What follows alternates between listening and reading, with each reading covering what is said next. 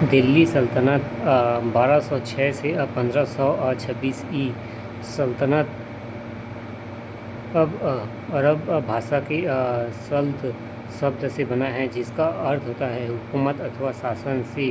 परंतु भारत में व्यापारिक रूप से इसका प्रयोग राज्य के लिए हुआ एवं नवस्थापित राज्य के शासकों ने अधिकांश ने दिल्ली को अपनी राजधानी बनाया। इस कारण शासनकाल दिल्ली सल्तनत पुकारा गया। इसकी स्थापना गोरी के दास एवं सेनापति कुतुबुद्दीन ऐबक ने की थी।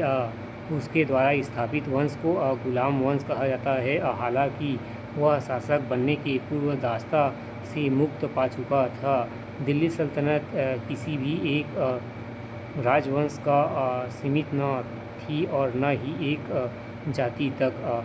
1206 से 1526 ई तक 5 राजवंशों ने शासन किया। दिल्ली सल्तनत में निम्न वंशों का शासन रहा। पहला गुलाम वंश 1206 से 1290 ई तक। दूसरा खिलजी वंश 1290 से 1320 ई तक। तीसरा तुगलक वंश 1320 से 1414 तक। चौथा सैयद वंश 1414 से 1451 तक।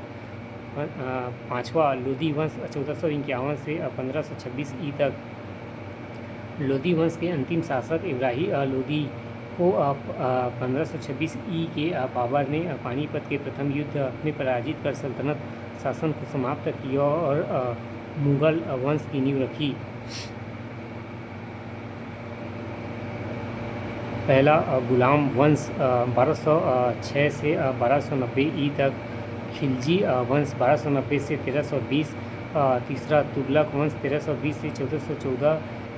चौथा सैयद वंश 1414 से 1451 ई। पाँचवा लोधी वंश 1451 से 1526 ई।